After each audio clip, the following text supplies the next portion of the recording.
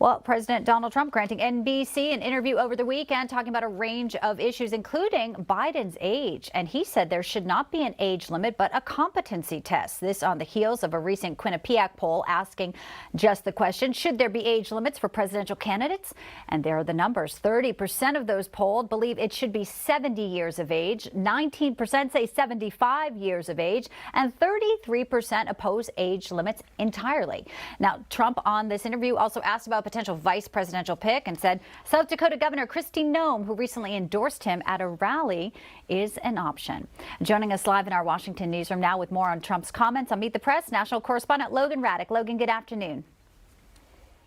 Bianca, good to be with you. And Donald Trump did have a busy weekend, and it also started in Washington, D.C., where he gave a speech to the Family Research Council, and he touted his accomplishments as president while addressing the Vote Stand Summit, the Pray Vote Stand Summit. But he also made his case for why he should be voted back into office. This election will decide whether America will be ruled by Marxist, fascist, and communist tyrants who want to smash our Judeo-Christian heritage, or whether America will be saved by God-fearing, freedom-loving patriots just like you. And on Sunday on NBC's Meet the Press, Trump took a more moderate approach on abortion compared to his top Republican opponent, Florida Governor Ron DeSantis. If a federal ban landed on your desk, if you were reelected, would you sign it at 15 Are you talking about a complete ban? A ban at 15 weeks? Well, people are starting to think of 15 weeks. That seems to be a number that people are talking about right now. Would you sign that? That's in that issue. For the first time in 52 years, I'm not going to say I would or I wouldn't. I mean, a terrible thing and a terrible mistake. And Trump was also asked how he would handle America's top geopolitical adversary. I know you've been asked this, but very quickly, if China were to invade Taiwan, have you made a determination, again, since voters are about to go to the polls, would you send the U.S. military into Taiwan if President Xi were to invade? President Biden says he would. I won't say, because if I said, I'm giving away, only stupid people are going to give that answer. I heard the other day DeSanctimonious said something about he was going to do this or he was going to do that. I say, well, why is he saying the strategy? You can't say that. So when you ask me that question, I would never say that, because you give away all your options. Now, in the latest CBS News YouGov poll, Trump has a 1% lead over President Biden in a head-to-head matchup. That same poll shows that 55% of voters believe he'd finish a second term, compared to just 34% for Biden. So a 21% difference. Now, in a new Reuters Ipsos poll, that shows Trump leading Biden head-to-head in 7 key swing states. But Bianca, as you know, we still have a long way to go until Election Day. We have some time. Logan Raddick, good to see you. Thanks for that update in D.C. today. Thank you. Let's talk a little bit about the first son, Hunter Biden. We know he was indicted last week. Well, today we've learned the president's son is suing the IRS.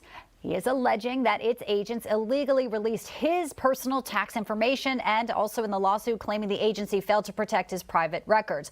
Hunter is seeking $1,000 for each unauthorized disclosure and attorney's fees on top of that. Lawsuit just filed today in federal court in Washington, D.C. It does not, by the way, name the 2 IRS agents who were whistleblowers as defendants, but it is centered on disclosures made by the agents during congressional testimony and interviews. Let's welcome in our legal panel to discuss this case and more. Christina Bobb, Trump attorney for Save America, joins us today, and also the director for the Heritage Oversight Project. Mike Howell is with us. You may know Mike. He initiated a FOIA request and then filed suit against the DOJ after the Biden administration attempted to slow walk the production. So 2 folks who really know the inner workings of the system. Great to have you both in with us today here on Newsline.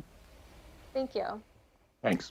Okay, so what is the defense's strategy? I'll start with you, Mike. So go after the IRS, try to sue them and make these claims. And then also the other strategy we've learned, how they're going to use the Second Amendment to try to get Hunter off of possible jail time with the indictment. Tackle those for us, please. So what's essentially happening is the Bidens were supposed to be on the defensive with this impeachment inquiry. They've flipped the tables. They're now going on the offensive while the House is on the defense. They're trying to tie up the whistleblowers in court with this ludicrous claim that they broke the law by complying with all whistleblower laws and ways and means procedures to release this tax information in accordance with the relevant rules and laws. In addition to that, they're also going after Marco Polo and Garrett Ziegler, the people who published the report on the laptop. So you have two of the biggest sources of information in the vein of transparency that are involved in this whole fact pattern about the Bidens now are under legal pressure. And so the House, we're calling on them to intervene in these situations, particularly with these whistleblowers.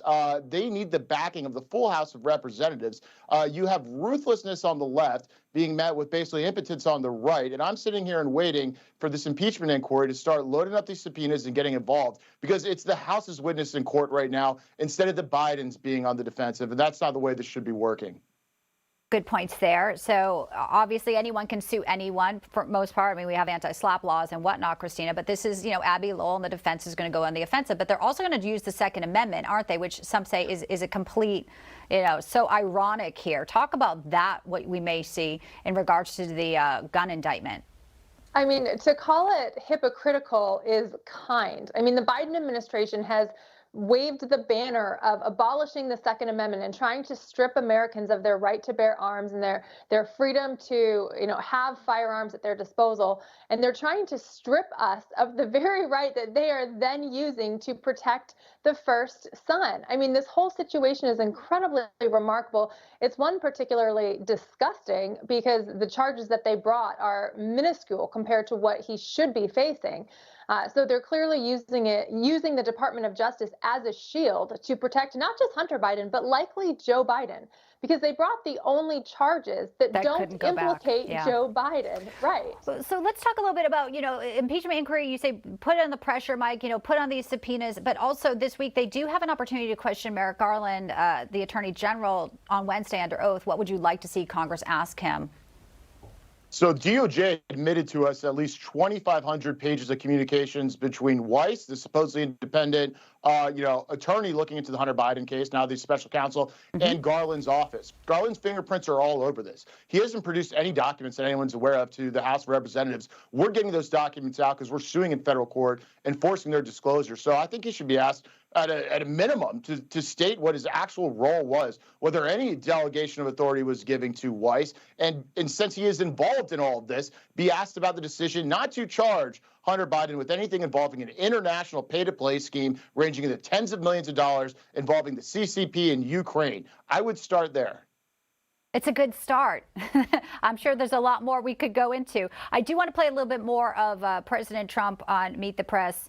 It was an unfriendly, obviously, arena, but he has no problem going on and speaking his mind. He was asked by Kristen Welker what he thought about going to jail. Here's his response. When you go to bed at night, do you worry about going to jail? No, I don't really. I don't even think about it. This democracy I don't consider us to have much of a democracy right now. And Biden's not too old. I don't think Biden's too old, but I think he's incompetent. Specifically about the jail part, Christina, he also said, I'm built a little differently. You know the president very well personally. And what did you make of his response there? I think he's exactly right. I think he is emphasizing what at least those of us working on these issues around him feel the same way. The attacks coming against Donald Trump really prove the point that he's making when he says, they're not after me, they're after you. I'm just in the way. And we're all acutely aware that Donald Trump, if they were to take him out, which I don't think they'll be successful at, but if they did, the rest of us are not going to be very far behind. And so this can't be something where we say, well, maybe if we just give them this, we can compromise on something. There is no compromise at this point. 10 seconds left. It's all. Mike, do you have a final thought? 10 seconds. I agree with everything Christina just said, and that's why the whistleblowers especially deserve the protection of the House. The left wants to lock up the right, and we need to step in and stop it. Yeah, we know that Jim Jordan has sent a letter there to make sure that they are protected as they are rightfully entitled to. Great to have you both in. Christina, Mike, good to see you. Thank you. Thank you.